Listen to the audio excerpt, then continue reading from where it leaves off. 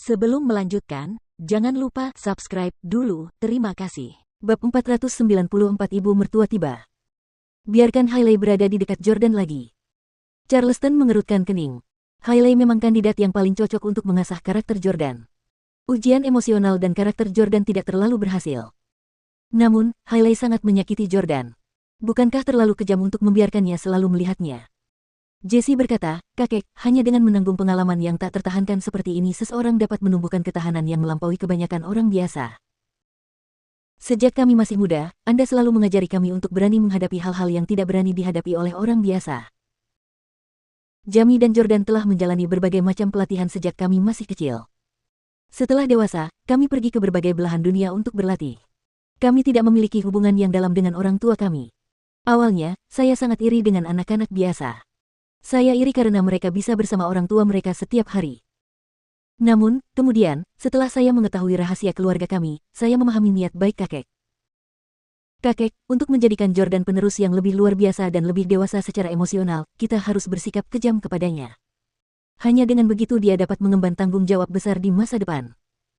Charleston mendesah. Ia tampak tak mampu membantah Jesse. Mari kita kesampingkan masalah ini untuk saat ini. Biarkan aku memikirkannya. Ya, kakek. Pada saat itu, Jordan dan Lauren berpegangan tangan saat mereka kembali ke kebun buah di luar kastil untuk mengagumi buah-buahan eksotis. Jordan bertanya, "Sayang, Hailey juga akan tinggal di kastil. Apa kamu kesal dengan itu?" Lauren menggelengkan kepalanya. "Tidak, aku tahu kau tidak mencintainya lagi. Aku tidak khawatir kau akan bertemu dengannya secara diam-diam di belakangku, hehe." Jordan tersenyum. "Aku tidak akan melakukan hal seperti itu padanya. Sayang, jika kamu punya pakaian kotor atau apapun yang kamu butuhkan di masa mendatang, katakan saja padanya untuk melakukannya. Dia selalu merasa lebih unggul darimu dan menganggap dirinya lebih cantik darimu. Dari apa yang kuketahui tentangnya, jika kamu bisa membuatnya marah dengan sengaja, dia akan marah besar." Lauren memegang rambutnya dan menundukkan kepalanya untuk menghindari dahan yang terkulai. Dia tersenyum. "Aku bukan wanita seperti itu. Lagi pula, menurutku dia masih sangat mencintaimu. Saat dia mengejar Brett, ibuku sangat menyukainya. Saya yakin tidak akan lama lagi sebelum dia mendapat persetujuan keluarga kami dan menjadi istri Brett. Sejujurnya, kekayaan dan status keluarga Howard sudah cukup baik untuknya. Jika dia hanya mengejar hal-hal materi, dia tidak perlu meninggalkan Brett dan mempertaruhkan segalanya hanya untuk datang ke sini untuk mencarimu. Dia masih menyukaimu." Jordan teringat apa yang dikatakan Hailey saat dia menemuinya di konser lagu. Jordan berkomentar, "Dia memang mencintai uang dan dia masih menyukaiku. Namun, dia datang ke Inggris hanya karena dia seharusnya memiliki apa yang kamu miliki sekarang." Dia merasa ditipu. Lauren mengangguk. Tepat saat itu, teleponnya berdering. Dia mengeluarkan telepon genggamnya dan melihat bahwa itu adalah ibunya, Marissa. "Halo, Ibu." Marissa bertanya, "Putriku, di mana kamu? Apakah kamu bersama Jordan?" Lauren menjawab, "Ya, Jordan dan aku sedang berjalan-jalan di kebun buahnya." Marissa berkata, "Oh, oke. Baiklah, suruh Jordan mengirim kereta emas milik keluarganya untuk menjemputku dan beberapa teman di bandara." Lauren tercengang. "Bu, Ibu di Inggris. Bukankah Jordan sudah bilang untuk tidak ikut? Kenapa Ibu tiba-tiba?" Marissa berkata dengan marah, "Dasar anak durhaka. Apa kau pikir kau bukan putriku lagi hanya karena kau menikah dengan Jordan? Beraninya kau membelanya. Aku tidak bisa datang hanya karena dia tidak mengizinkanku. Sebagai ibumu, apa salahnya aku datang menemui mertua?" Jordan bertanya pada Lauren, "Ibumu?" Lauren mengangguk canggung. "Maaf, dia sudah datang ke Inggris." Jordan tersenyum. "Tidak apa-apa. Bagaimanapun, dia ibumu dan ibu mertuaku. Aku tidak mengizinkannya datang sebelumnya karena aku marah padanya karena telah memilihkan suami baru untukmu. Karena dia sudah di sini, biarkan dia datang. Ayo, berikan aku teleponnya." Jordan cukup sopan. Meskipun hubungannya dengan ibu mertuanya tidak baik, dia tidak bisa bersikap terlalu kejam. Jordan mengambil telepon itu. "Bu." Marissa terkejut. "Ah, Jordan. Aku datang ke Inggris untuk mengunjungimu. Aku sekarang di bandara. Bisakah kau mengirim seseorang untuk menjemputku?"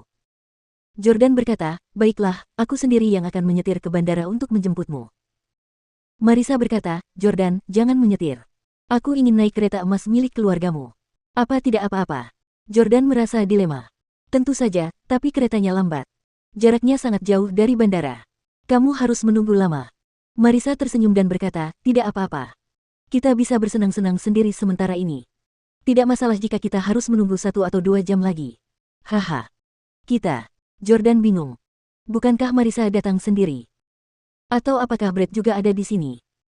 Marisa berkata, oh, itu hanya beberapa temanku. Mereka semua agak gemuk. Berapa banyak orang yang bisa muat di kereta emasmu itu? Kurasa satu saja tidak cukup. Mengapa kau tidak mencari Ratu Inggris dan meminjam satu lagi? Kita akan membawa 2 kereta emas. Pasti akan lebih megah. Jordan mulai marah. Bu, selain keluarga kerajaan, hanya pemimpin negara besar yang memenuhi syarat untuk duduk di kereta emas Ratu Inggris.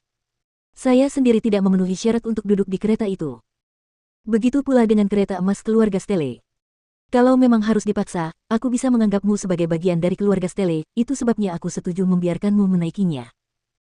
Adapun teman-temanmu, mereka tidak punya hak untuk duduk di kereta emas keluarga kita. Kedua kereta emas itu diproduksi oleh pengrajin yang sama dan hampir identik. Hanya orang-orang terkuat di dunia yang berhak duduk di dalamnya. Namun, Marisa tidak mengerti. Dia merasa bahwa karena itu milik keluarga Stele, dia dapat meminta siapa saja untuk duduk di dalam. Dia merasa bahwa Jordan bersikap picik. Jordan, bukankah itu hanya kereta milik keluargamu? Semua temanku adalah sosialita yang kaya dan berkuasa. Bagaimana mungkin mereka tidak memenuhi syarat untuk duduk di dalamnya? Jordan berkata, Bu, ibu sama sekali tidak mengerti makna di balik kereta emas itu. Tahukah ibu berapa banyak pasukan polisi yang akan dikerahkan untuk melindungi kereta emas itu? Bahkan militer pun terlibat. Teman-temanmu hanyalah warga sipil biasa. Jika aku mengerahkan polisi dan pasukan militer Inggris hanya untuk beberapa temanmu, bagaimana kau mengharapkan aku menjelaskan hal ini kepada Perdana Menteri dan keluarga kerajaan? Pokoknya, kereta emas itu tidak bisa digunakan. Kalau kau mau, aku akan menjemputmu dengan Bentley. Marisa membalas dengan marah, siapa yang peduli dengan Bentleymu? Keluargaku juga punya Bentley. Dasar menantu yang tidak berguna. Di rumah, kamu makan dan minum makanan keluargaku, tinggal di rumah putriku, dan mengendarai mobil putriku. Aku bahkan tidak mengeluh tentang semua itu. Sekarang kita sudah di wilayahmu, aku bahkan tidak bisa menggunakan keretamu yang jelek itu. Bagaimana aku akan menjelaskan ini kepada teman-temanku? Bajingan, aku tidak akan ke rumahmu lagi. Kau tidak perlu menjemputku.